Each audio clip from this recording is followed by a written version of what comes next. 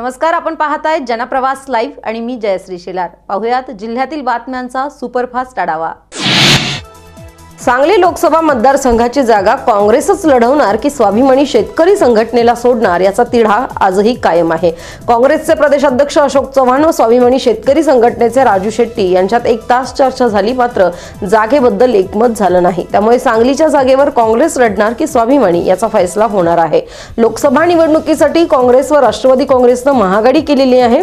या महाआघाडीत स्वाभिमानी शेतकरी संघटना, शेतकरी कामगार पक्ष, पीपल्स रिपब्लिक पार्टी, कवाडे गट, बहुजन विकास आघाडी, युवा स्वाभिमानी पार्टीसह अनेक घटक पक्ष सहभागी झालेले आहेत।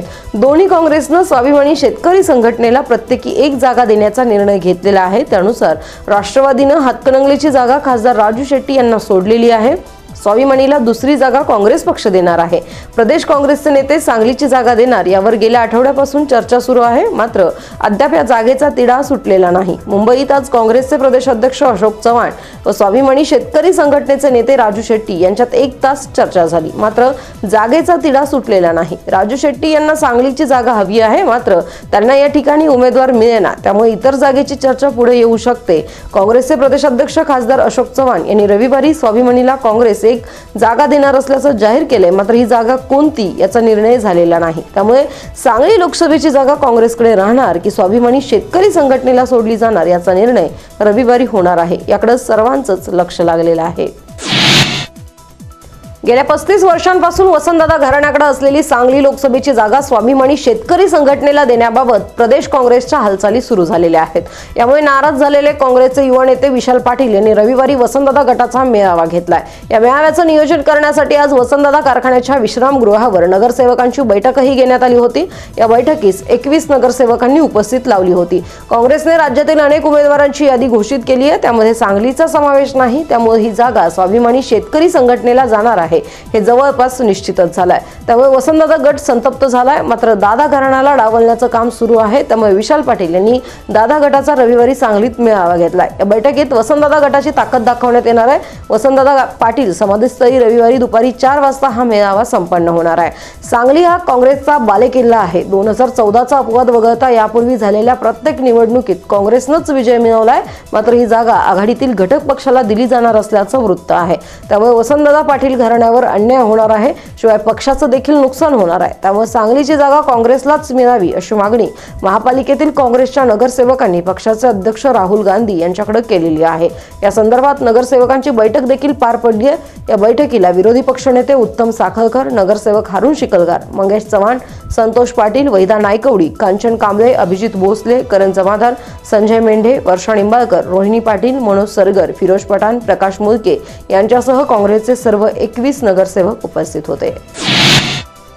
मिरज तालुक्यातील बेडग येथे असलेल्या मिशन हॉस्पिटलच्या शाखेमध्ये नर्स व महिला बचत गटामार्फत पंतप्रधान बेटी बचाओ बेटी पढाओ या योजनेचा बोगस अर्ज ग्रामस्थांकडून भरून घेऊन त्यांच्याकडून 50 रुपयांचे फॉर्म भरल्यानंतर 2 लाख मिळणार असं सांगून फसवणूक केली जात होती।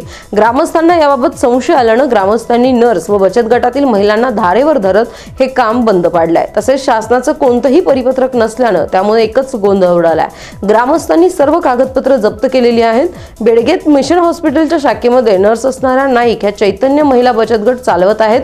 त्यांच्या बचत गटामार्फत पंतप्रधान बेटी बचाओ बेटी पढाओ या बोगस अर्ज 4 दिवसांपासून बेडगमध्ये भरून घेतले जात होते। 50 रुपयांमध्ये 8 ते 32 वर्ष वयापर्यंतच्या मुलींचे नावे अर्ज भरून घेण्यात येत होते। अर्ज भरल्यानंतर 2 लाख रुपये मिळणार म्हणून महिलांनी आतापर्यंत एकूण 550 अर्ज भरलेले आहेत। ग्रामपंचायत सदस्य उमेश पाटील, संभाजी पाटील आदी मान्यवर ग्रामस्थांनी याबाबत जाब विचारला, त्यावेळी बचत गटातील महिलांनी आम्हाला सांगलीतील फॉर्म दिले आहेत, आम्हाला फक्त फॉर्म भरून घ्या असं सांगितल्यानं आम्ही फॉर्म भरून घेत असल्याचं त्यांनी सांगितलं। याची माहिती ग्रामीण पोलिसांना मिळाल्यानंतर पोलिसांनी 2 महिलांना ताब्यात घेतलं व त्यांच्याकडून फॉर्मबाबत माहिती घेतली असून त्यांना मुख्य सूत्रधाराचा पोलीस शोध घेत आहेत। उपप्रादेशिक परिवहन अधिकारी कार्यालयातील सहाय्यक मोटर वाहन निरीक्षक अनुराधा जाधव यांच्याकडे आत्मदहन न करण्यासाठी 2 लाखांची खंडणी मागून त्याचा पहिला हप्ता म्हणून 50,000ची रक्कम स्वीकारणाऱ्या समाजसेविका जयश्री पाटील हिला न्यायालयाने 1 दिवसाची पोलीस कोठडी सुनावलेली आहे। सांगली उपप्रादेशिक परिवहन कार्यालयाच्या कारभाराबाबत सतत तक्रारी करून जयश्री पाटील यांनी उपप्रादेशिक परिवहन कार्यालयासमोर उपोषण केलं होतं। उपोषणादरम्यान त्यांना अस्वस्थ वाटू लागल्याने उपचारासाठी शासकीय रुग्णालयात दाखल करण्यात आलं होतं। त्यानंतर त्यानंतर पाटील यांनी कार्यालयासमोर आत्मदहन करण्याचा हेतू होता। आत्मदहन आंदोलन न करण्यासाठी 2 लाखांची मागणी केली होती। चर्चेअंती हा सौदा 1.5 लाखांवर पक्का झाला। पहिला हप्ता स्वीकारण्यासाठी सांगली मिरज रस्त्यावरील हॉटेल ग्रेट मराठा या ठिकाणी त्यांना बोलवण्यात आलं होतं। यापूर्वीच याबाबत संजय नगर पोलीस ठाण्यात तक्रार देण्यात आली होती। पोलिसांनी हॉटेलात सापळा लावला होता। 50,000ची रक्कम स्वीकारल्यानंतर जयश्री पाटील हिला पंचांसमक्ष अटक करण्यात आली होती। तिला न्यायालयासमोर उभं केलं असता न्यायालयाने तिला 1 दिवसाची पोलीस कोठडी सुनावली। सामाजिक कार्याचा आवडणाऱ्या महिलेचा आज बुरका फाटलेला आहे। अनैतिक संबंधांच्या कारणावरून नेवरी उमरकांचन वसाहत येथे झालेल्या वादात प्रियकर राजेंद्र कारंडे यांनी संबंधित महिलेचा चुलत भाऊ प्रदीप शिंदे याला चाकूने भोसकून खून केलेला आहे। तर त्याने केलेल्या चाकू हल्ल्यात महिलेसह 2 जखमी झालेले आहेत। ही घटना शुक्रवारी रात्री घडली आहे। संशयित आरोपी राजेंद्र मधुकर कारंडे याला अटक करण्यात आली आहे। संदीप शिंदे व प्रदीप शिंदे याची चुलत बहीण संशयित आरोपी राजेंद्र कारंडे यांच्यात प्रेमसंबंध होते। विवाहानंतर सासरी होती, परंतु गेल्या काही महिन्यांपासून ती उमरकांचन येथे राहते। असलेले प्रेमसंबंध राजेंद्र यांनी पुढे वाढवू नयेत व शिंदे याच्या घरांची बदनामी करू नये म्हणून आरोपी राजेंद्र कारंडे या समज देण्यासाठी शुक्रवारी संदीप शिंदे व प्रदीप शिंदे यांनी त्यांच्या घरी बोलावून घेतलं। त्यावेळी त्यांच्यामध्ये जोरदार बाचाबाची झाली। हा वाद चालू असताना सगळेच सीमा हिच्या घरासमोर अंगणात गेले व वादाचं पर्यवसन हाणामारीत झालं। यावेळी आरोपी राजेंद्र कारंडे यांनी चाकूने प्रदीप शिंदे यांच्या पाठीवर पोटावर वार केले। यानंतर आरोपी राजेंद्र कारंडे याने पलायन केलं। दरम्यान प्रदीप शिंदे यांचा यामध्ये मृत्यू झालाय।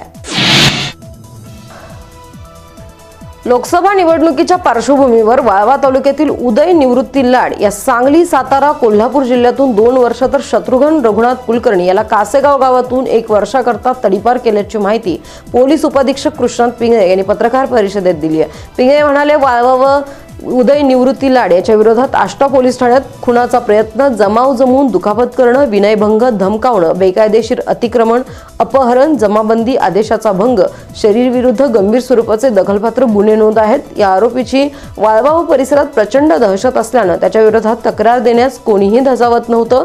त्याच्या गुंड प्रवृत्तीला आवर घालण्यासाठी प्रांताधिकारी नागेश पाटील यांच्याकडे प्रस्ताव सादर केला होता। त्यानुसार कलम 57(1)(अ)(ब) प्रमाणे 2 वर्षांकरता सांगली, कोल्हापूर व सातारा जिल्ह्यातून हद्दपारीचे आदेश दिलेले आहेत। कासेगाव पोलीस ठाण्याच्या हद्दीतील शत्रुघ्न कुलकर्णी याच्या विरोधात जीवे मारण्याचा प्रयत्न, सार्वजनिक ठिकाणी मारामारी, दुखापती करणं, अतिक्रमण करून घरं पाडणं, दगडफेक असे गुन्हे दाखल आहेत। जिल्ह्यात 17,650 दिव्यांग मतदारांचा समावेश आहे। दिव्यांग मतदारांसाठी सुगम मतदान मोहीम राबवण्यात येणार असून मतदानासाठी विविध सुविधा उपलब्ध करून देण्यात येतील। दिव्यांगांनी मतदान करावं यासाठीही मोठ्या प्रमाणात जनजागृती करण्यात येत असल्याचं जिल्हा परिषदेचे मुख्य कार्यकारी अधिकारी अभिजित राऊत यांनी सांगितलंय। दिव्यांगांकरता प्रशासनाकडून या निवडणुकीत प्रथमच मोठ्या प्रमाणात मोहीम राबवण्यात येत असल्याचं स्पष्ट झालंय। निवडणुकीच्या पार्श्वभूमीवर प्रशासनाकडून मतदार नोंदणी अभियान राबवण्यात आलंय। दिव्यांग मतदारांच्या नोंदणीसाठी विशेष प्रयत्न करण्यात आलेत। दिव्यांगांच्या नोंदणीनंतर त्यांना मतदानासाठी जाता यावं यासाठी जनजागृती करण्यात येत आहे। सध्या जिल्ह्यात 17,650 दिव्यांग मतदार आहेत। खानापूर आटपाडी विधानसभा मतदारसंघात 2,649, जत विधानसभा मतदारसंघात 2,389, पलूस कडेगाव विधानसभा मतदारसंघात 2,154, तर मिरज विधानसभा मतदारसंघात 1,771, सांगली मतदारसंघात 1,078, तासगाव कवठेमंकाळ मतदारसंघात 2,667, इस्लामपूर विधानसभा मतदारसंघात 1,446 आणि शिराळा मतदारसंघात 2,815 दिव्यांग मतदार आहेत। मतदाना दिवशी दिव्यांग मतदारांना प्रोत्साहन देणं, त्यांना मतदान केंद्रापर्यंत ने-आण करण्यासाठी नियोजन आराखडा तयार करण्यात आलेला आहे। मिरज तालुक्यातील आरग येथील आरग हायस्कूल आरग या केंद्रावर अतिशय शिस्तबद्ध सुव्यवस्था पद्धतीने परीक्षा केंद्राचं नियोजन केलं होतं। या परीक्षा केंद्रावर एकूण 698 विद्यार्थी आणि विद्यार्थिनींनी आहेत। बेडग, आरग, लिंगणूर, खटाव, शिंदेवाडी या 5 गावातील मुलं व मुली या आरग केंद्रावर परीक्षेसाठी येतात। परीक्षेदरम्यान कॉपी विरोधी 4 भरारी पथकानं केंद्रास भेट देऊन गेले। वास्तविक परीक्षा केंद्र प्रमुख या नात्यानं मला याचा अभिमान वाटतो असं मुख्याध्यापक यांनी सांगितलंय। दरम्यानच भूगोल या विषयाचा शेवटचा पेपर देऊन विद्यार्थी वर्ग मोठ्या आनंदानं बाहेर पडला। एक जबाबदारी संपली, आता उद्यापासून एक नवीन जबाबदारी, काहीतरी करून दाखवण्याची जिद्द, मित्रांची ताटाटूट अशा वेगवेगळ्या भावना विद्यार्थ्यांच्या चेहऱ्यावर व्यक्त होत होत्या। शाळेच्या मुख्य गेटवर विद्यार्थ्यांना व विद्यार्थिनींना आपले शाळेचे ओळखपत्र व परीक्षा रिसीट तपासून विद्यार्थ्यांना शाळेच्या आवारात सोडण्यात येत होतं।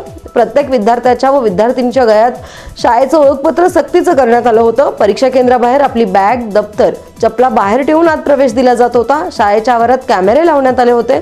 कोणताही अनुचित प्रकार घडू नये म्हणून पोलीस बंदोबस्त व कॉपी मुक्त अभियानासाठी परीक्षा पर्यवेक्षक व केंद्र प्रमुखांच्या सहाय्याने राबवण्यात आलेलं होतं।